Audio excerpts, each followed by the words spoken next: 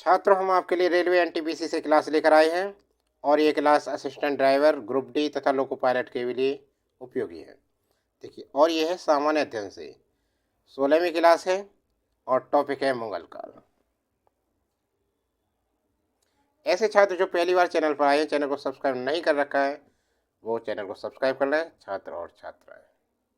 देखिए, पहला सवाल आपके सामने है।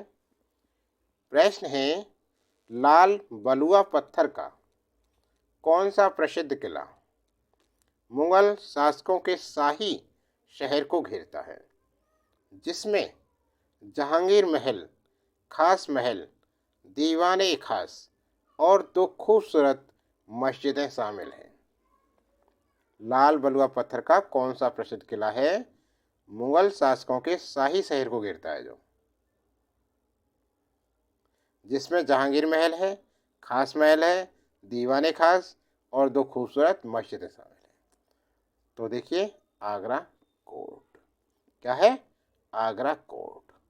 दूसरा विकल्प है हुमायूं का मकबरा। तीसरा है महाबलीपुरम में स्मारकों का समूह और चौथा है हम्पी में स्मारकों का समूह। तो इसका आंसर है आगरा कोर्ट। विकल्प ए बिल्कुल सही है इसका आंसर। आगरा किला भारत का एक अति प्रसिद्ध एवं महत्वपूर्ण किला है। यह किला आगरा शहर में यमुना नदी के दाएं तट पर स्थित है। ऐसा माना जाता है कि यह किला बादलगढ़ नाम के एक प्राचीन गढ़ के अवशेष पर स्थित है। लाल बलुए पत्थर से किले के अधिकांश भवन एवं प्राचीर को अकबर ने 8 सालों में बनवाया था। आगरा किला में धार्मिक एवं धर्मनिरपेक्ष दोनों तरह के सुंदर भवन बने हुए हैं। किले के महत्वपूर्ण स्मारकों में अमर सिंह द्वारा अकबरी महल, जहांगीर का हौज, जहांगीर का महल, खास महल, अंगूरी बाग, चित्तौड़ द्वार, शीश महल, मुसम्मन बुर्ज, दीवाने खास, मछली भवन, मीना मस्जिद, नगीना मस्जिद, दीवाने आम, मोती मस्जिद, शाहजहां का महल आदि। ठीक है, अगले प्रश्न में चलते हैं। अगला प्रश्न है, ध्यान दो। निम्नलिखित में से कौन सी धार्मिक और धर्मनिरपेक्ष दोनों रूप से प्रसिद्ध ऐतिहासिक इमारत उत्तर प्रदेश के फतेहपुर सीकरी शहर में नहीं है? बुलंद दरवाजा, सलीम चिश्ती की दरगाह, दीवाने खास, कुतुबशाही मकबरे।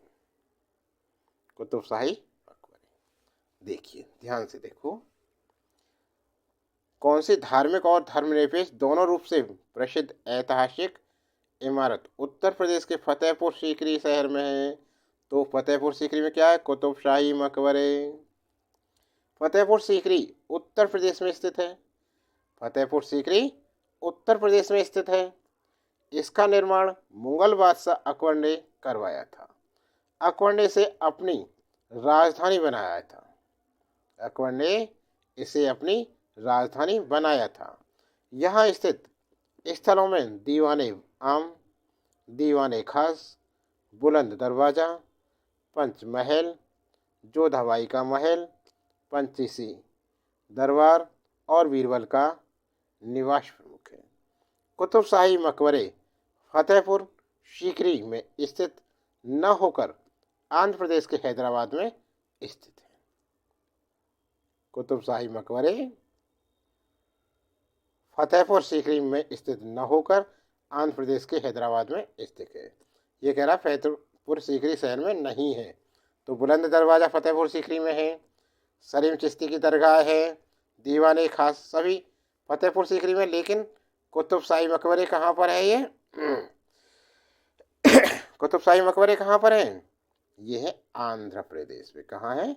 आंध्र प्रदेश, हैदराबाद। हैदराबाद। समझ में आ गया? अगला प्रश्न है, निम्नलिखित में से कौन सा एक समूह से संबंधित नहीं है? कौन सा संबंधित नहीं है एक समूह से? बुलंद दरवाजा, Agra court, gateway of India, Jodha Bai का महल।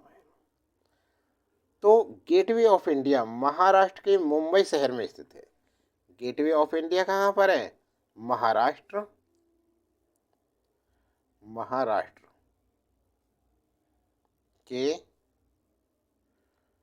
मुंबई शहर में गेटवे ऑफ इंडिया है, महाराष्ट्र के मुंबई शहर में।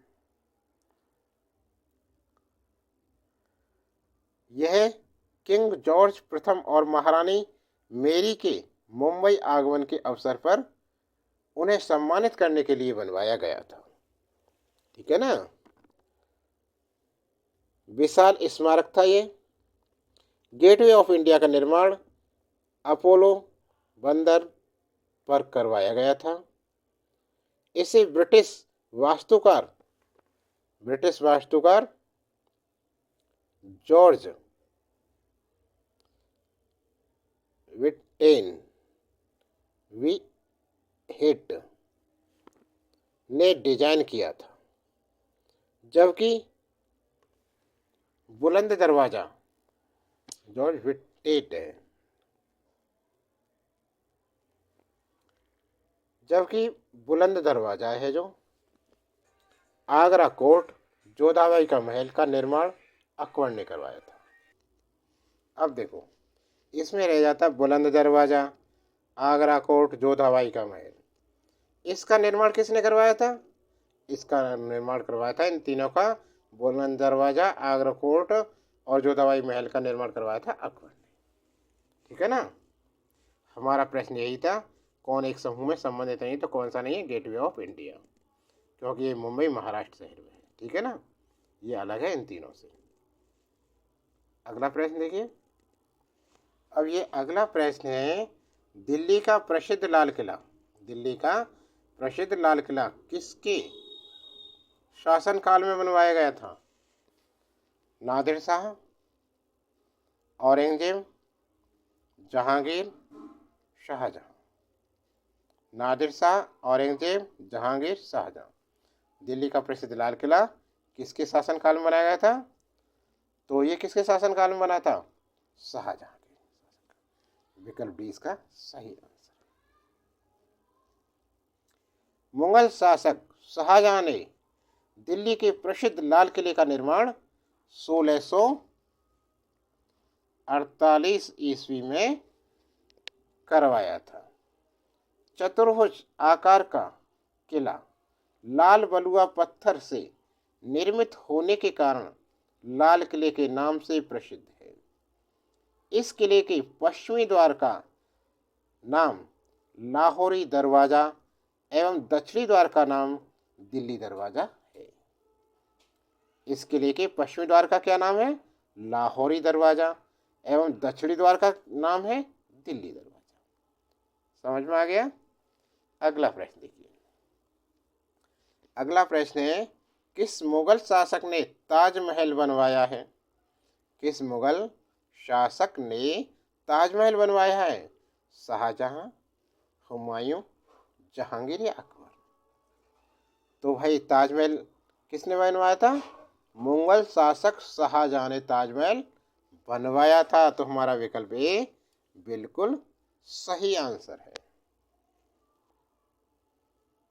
ताजमहल के निर्माण के लिए शाहजहां ने भारत, ईरान एवं मध्य एशिया के डिजाइनरों, इंजीनियरों एवं वास्तुकारों को एकत्र किया था।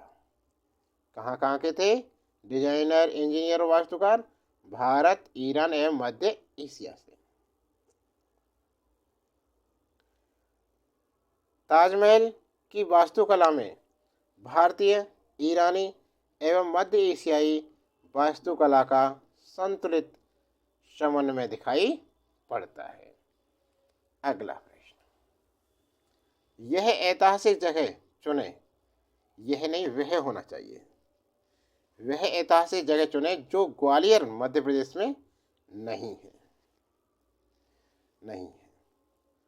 नंबर 1 जय विलास भवन, रानी लक्ष्मीबाई की समाधि, समाधि, रानी लक्ष्मीबाई की समाधि। गोलकुंडा किला, दिल्ली का मंदिर। गोलकुंडा किला हैदराबाद के पश्चिमी भाग में हुसैन सागर झील से लगभग 9 किलोमीटर दूरी पर स्थित है। जो ये गोलकुंडा का किला है, कहाँ है ये?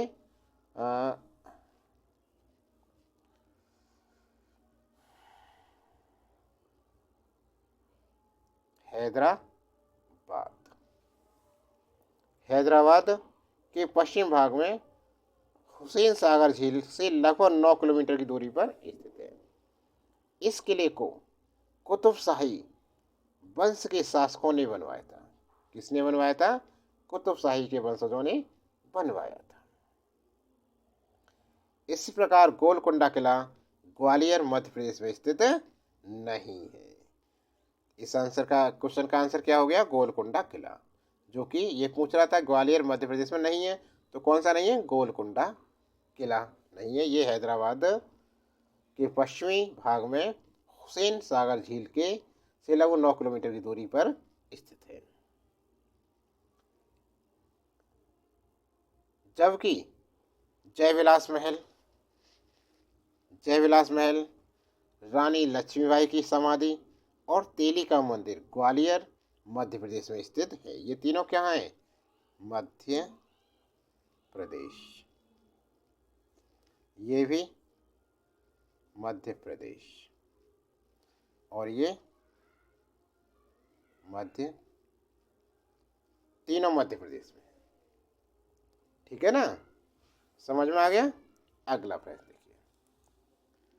अगला प्रश्न है, मुगल साम्राज्य की स्थापना किसके द्वारा की गई थी? बाबर, हुमायूं, अकबर, शाहजहां। मुगल साम्राज्य की स्थापना किसके द्वारा की गई थी? तो मुगल साम्राज्य की स्थापना बाबर के द्वारा की गई थी। किसके द्वारा? बाबर के द्वारा। बाबर भारत में मुगल साम्राज्य का संस्थापक था। वह मुगल वंश का प्रथम बादशाह था। बाबर क्या था? मुगल वंश का पहला बादशाह था, जिसने न केवल दिल्ली को अफगानों से छीनकर अपनी राजधानी बनाया, बल्कि उसे मुगल शक्ति का केंद्र स्थल भी बनाया। 14 फरवरी 1483 को फरगना के एक छोटे से राज्य में जहीरुद्दीन मोहम्मद बाबर का जन्म हुआ था। बाबर का कहाँ नाम पूरा क्या है? ये दिया जाए। बाबर का पूरा नाम क्या था? जहीरुद्दीन मोहम्मद बाबर। उन्होंने 14 फरवरी 1483 को फरगना के एक छोटे से राज्य में इनका जन्म हुआ था। वह पितृवंश की ओर से तैमूर का 5वां वंशज और मातृवंश की ओर से चंगेज खां का 14वां वंशज था। तो मुगल साम्राज्य की स्थापना किसकी नहीं थी? बाबर ने। विकल्प ए इसका करेक्ट आंसर है। समझ में आ गया? अगला प्रश्न देखो। अगला प्रश्न है, 15वीं सदी में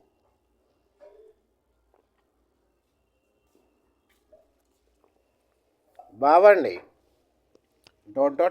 खेल को भारत में लोकप्रिय बनाया। तो 15वीं सदी में बाबर ने पोलो खेल को भारत में लोकप्रिय बनाया। मुगल वंश के संस्थापक बाबर ने पोलो खेल को भारत में लोकप्रिय बनाया था। तो विकल्प बी हमारा बिल्कुल सही आंसर है। अगला प्रश्न, निम्न में से किस वंश के शासकों को सुल्तान नहीं कहा जाता था? निम्न में से किस वंश के शासकों को सुल्तान नहीं कहा जाता था? खिलजी, मुगल, लोधी, तुगलक। तो प्रथम मुगल शासक बाबर ने बादशाह की उपाधि ग्रहण करके मुगल बादशाहों को खलीफा के नाम मात्र के आधिपत्य से मुक्त कर दिया और उसी के समय से मुगल बादशाह किसी भी प्रकार भी किसी विदेशी सत्ता अथवा व्यक्ति के अधीन नहीं रहे, जबकि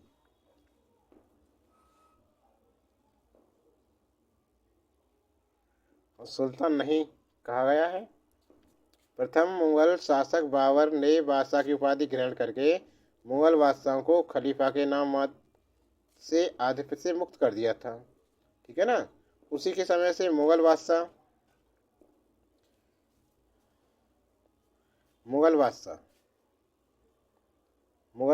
कहलाने लगे।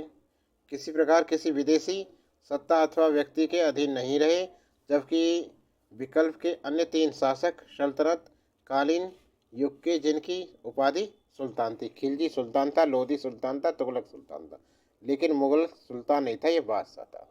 इसका आंसर विकल्प बी सही है। ठीक है ना। अगला प्रश्न देखो। अगला प्रश्न है, अहमदनगर की किस रानी ने बादशाह अकबर का विरोध किया था? रानी दुर्गावती, जीनत महल, चांद बीबी, रजिया।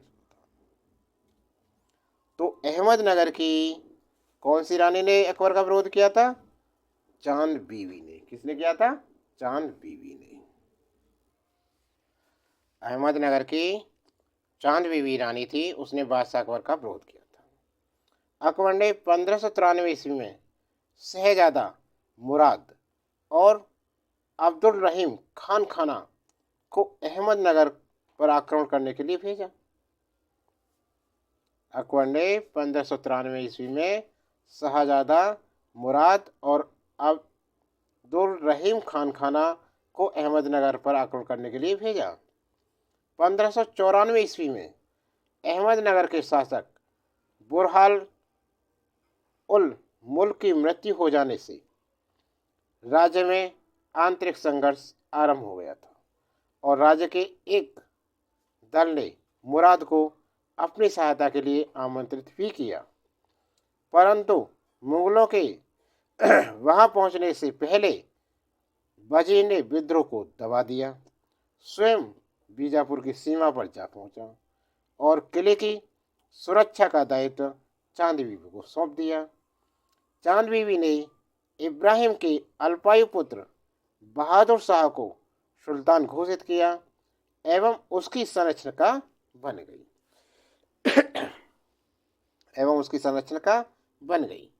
1595 ईस्वी में मुगलों ने अहमदनगर को घेरा डाला। कई महीनों तक चांद बीबी ने बड़ी योग्यता से किले की रक्षा की। ठीक है ना। तो प्रश्न के अनुसार अहमदनगर की रानी कौन थी? चांद बीबी। विकल्प बी सी हमारा सही आंसर है। अगला प्रश्न देखो। अगला प्रश्न है, निम्नलिखित में से मुगल सम्राटों जिन्होंने भारतीय उपमहाद्वीप पर शासन किया था का उल्टा सही अनुक्रम अंतिम से पहला कौन सा है? अकबर, शाहजहां और नहीं, अकबर शाहजहां अंतिम नहीं था, ये नहीं है, गलत है ये तो। औरंगजेब, बहादुर शाह, औरंगजेब के बाद था ये भी गलत है। बहादुर शाह सेकंड, औरंगजेब, शाहजहां, बिल्कुल ये सही है अंतिम से, क्योंकि अकबर का पुत्र शाहजहां का पुत्र औरंगजेब, फिर बहादुर शाह, ऐसे बने थे। और ये कह रहा है अंतिम से पहला, तो विकल्प सी हमारा सही आंसर है ये। और अकबर और ये भी गलत है। देखिए, मुगल सम्राटों का शासनकाल, उत्तर सी सही है। मुगल सम्राटों का शासन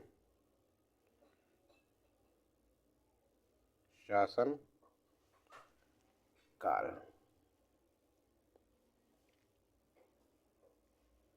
शासन सही और नहीं,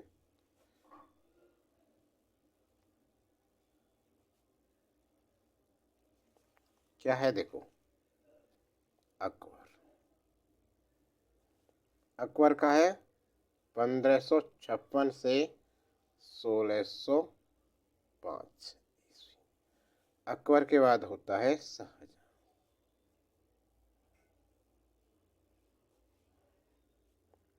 1627 1658 ईस्वी। शाहजहां औरंगजेब।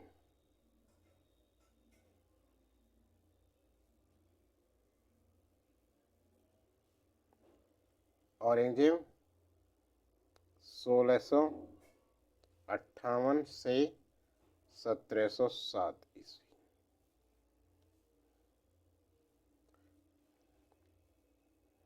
उसके साथ बहादुर शाह सेकंड 1817 से 1857 ईस्वी।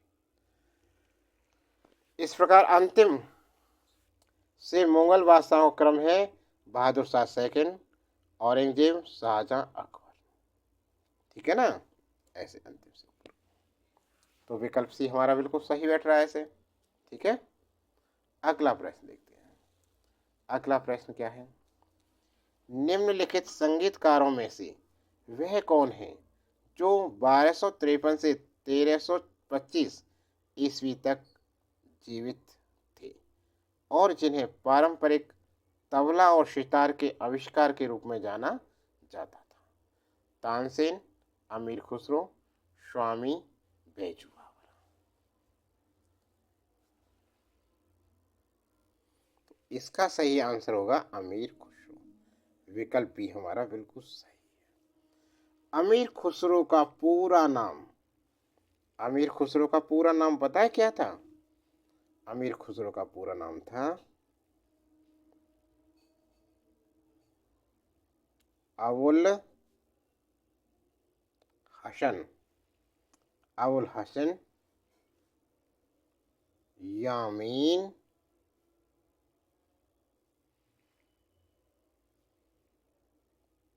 उद्दीन खुसरो। अबुल हसन यामीन उद्दीन खुसरो अमीर खुसरो का पूरा नाम था। 1253 ईस्वी में उसका जन्म उत्तर प्रदेश के पटियाली गांव में हुआ था। आरंभ से ही उसे अध्ययन में रुचि रही और 1325 ईस्वी में अपनी मृत्यु तक वह साहित्य कार्य में लगा रहा। अमीर खुसरो एक महान कवि, लेखक और गायक था। उसने तबला और सितार का आविष्कार किया। अमीर खुसरो ने किरान उस सादेन, किफ्ता उल फुतूह, नूह शिपहर, आशिका, तुगलकनामा, खजाइन उल फुतूह आदि प्रमुख ग्रंथों की रचना की थी। खुसरो ने स्वयं को तूतिए हिंद कहा था। खुसरो ने स्वयं के लिए क्या कहता था? वो तूतिए हिंद कहा था। क्वेश्चन ये भी आ जाता है कि तूतिए हिंद किसे कहते हैं? तूती ए हिंद किसे कहा जाता? तो ये कौन था? अमीर खुसरो। ठीक है ना, कौन था? अमीर खुसरो। तो छात्रों, ये क्लास कैसी लगी आपके लिए? क्लास अच्छी लगी हो तो लाइक कीजिए और कमेंट बॉक्स में सुझाव दीजिए कैसी लगी आपको वीडियो और वीडियो कैसी चाहिए आपको क्लास। और इससे पहली क्लास देखने के लिए चैनल की प्लेलिस्ट बनी है रेलवे एनटीपीसी, रेलवे टेक्नीशियन की भी प्लेलिस्ट बनी हुई है। इसके अतिरिक्त हमारे चैनल पर SSC GD, SSC CGL, SSC CGL, UPSC, UPPCS RO और यूपी पुलिस कांस्टेबल, अन्य प्रतियोगी परीक्षाओं की भी क्लासें हैं, उन्हें भी ध्यान से देख सकते हैं। और चैनल को ज़्यादा से ज़्यादा सब्सक्राइब कराएं, शेयर करें वीडियो को, जितना हो सके इतना शेयर करें।